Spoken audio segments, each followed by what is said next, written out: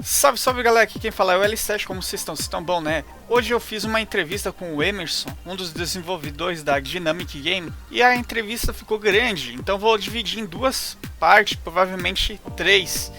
E então hoje vocês vão ter a primeira parte da entrevista, e amanhã e nos outros dias eu vou terminando de soltar aqui, tá bom, galera?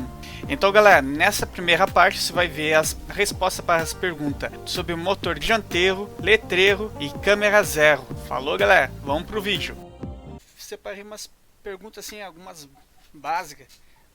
Um pessoal pergunta se tem a opção de um dia ter letreiro nos jogos, no ônibus, para mudar.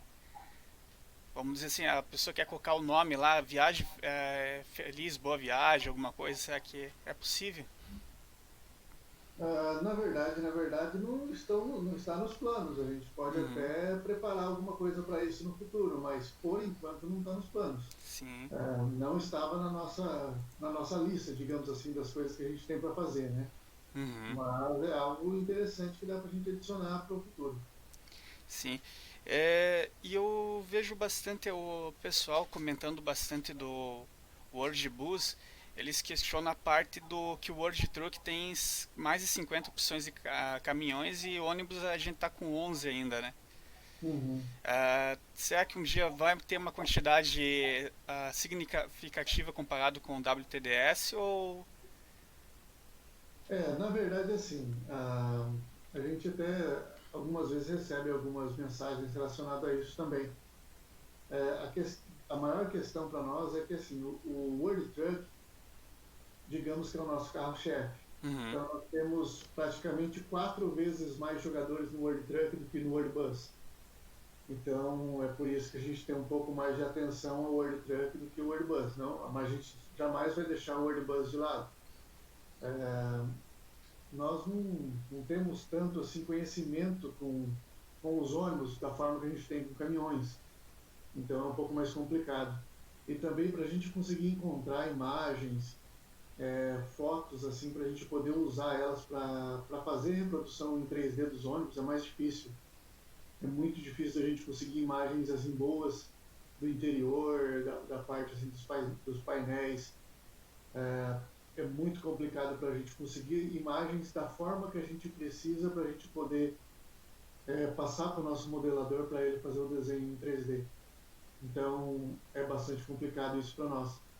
A nossa ideia é que a gente consiga aumentar o número de ônibus, nós queremos realmente aumentar o número. Nós também achamos que tem um número muito baixo, né? Hoje nós temos 12 ônibus, né?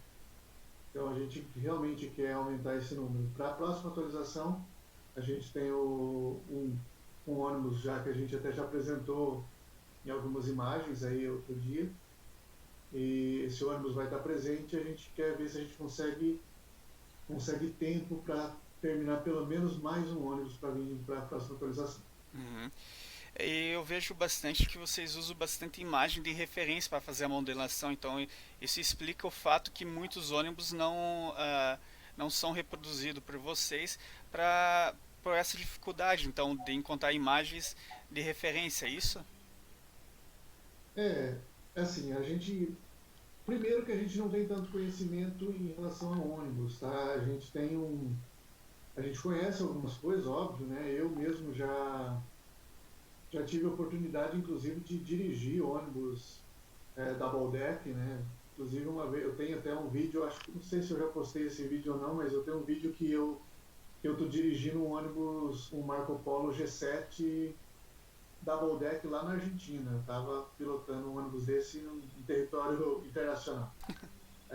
Então a gente tem um certo conhecimento sobre ônibus, mas não tão aprofundado, porque os ônibus eles têm muita diferença.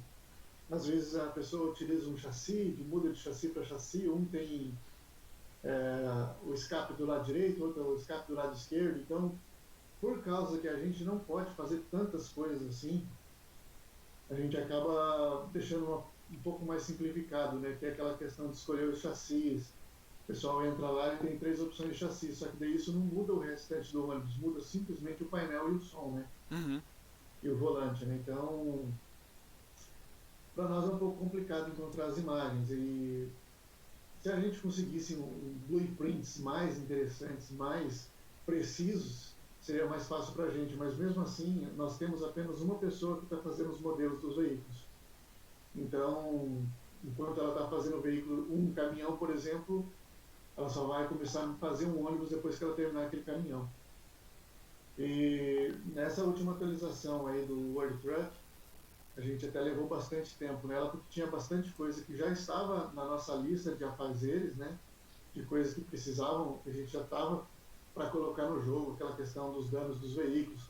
Era uma coisa, inclusive, que já estava semi-pronta, que a gente já tinha desenvolvido uma parte disso, só faltava, de fato, lançar, né? A gente também teve que fazer várias modificações nas carrocerias para poder fazer o arqueamento, que o pessoal pede bastante. Agora, inclusive, na outra atualização do World Truck, aquelas carrocerias pequenas, aquelas curtinhas, aquelas Vanderleias de 2 eixos curtinhos também vão ter o sistema de arqueamento. Então, tem muito trabalho que a gente está fazendo nos 2 jogos em si, só que quando o modelador está trabalhando no caminhão, ele só vai começar a fazer o ônibus quando ele terminar o caminhão. E foi o que aconteceu. Depois que ele terminou os caminhões da atualização do WTDS, ele iniciou o ônibus, e assim que ele terminar aquele ônibus, ele já tem mais um ônibus para fazer.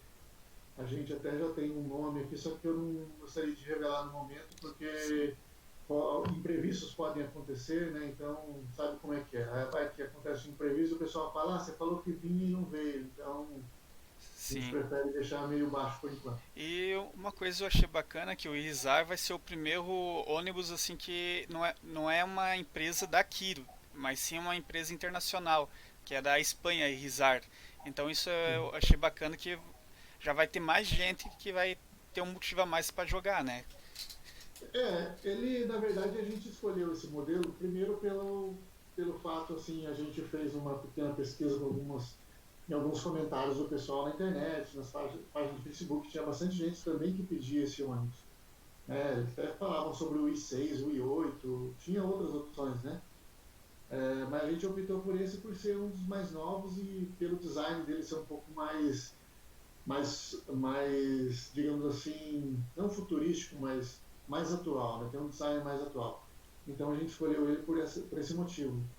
E esse ônibus a gente também colocou ele porque ele roda no Brasil, né? Não é um ônibus exclusivo de fora, né?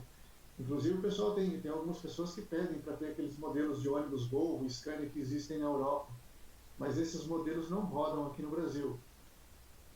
Então daí a pessoa vai falar, mas no WTDS tem caminhões americanos que também não rodam no Brasil. Sim, só que, como você mesmo disse, né, o WTDS a gente já tem 50 caminhões, né, então a gente tinha uma base de veículos que a gente já tinha ele pronto, alguns veículos que estavam, digamos assim, semi-prontos no passado, que a gente não pôde utilizar até então, e a gente foi utilizando esses veículos para as versões atuais do jogo. A gente foi ajustando ele para serem colocados nessa versão do jogo. Agora, no caso do World Bus, se a gente conseguir uns blueprints legais desses outros ônibus internacionais aí, com certeza a gente vai trazer eles também. Até assim, é interessante que essa pergunta ali é uma pergunta que estava aqui selecionada, se um dia seria possível vir algum ônibus internacional, que nem o K da Scania K410 ou o Volvo 9700, né?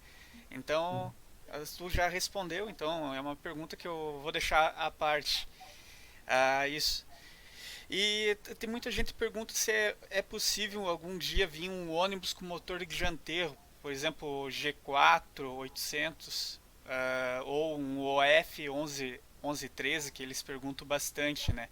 Também teve também disponível no Diplomata 250, né?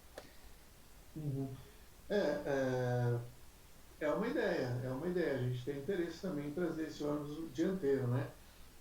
É que a gente tentou usar uma base assim mais do que a gente já estava usando, né? Dos veículos com motores traseiros e tudo mais, devido à questão de sonorização, né? E a gente já tinha montado aquele esquema do som interno e o som externo, e, e a gente fez o possível para evitar de misturar isso aí. Por isso que a gente também não fez a questão de nenhum outro ônibus dentro do jogo que está com o motor na frente.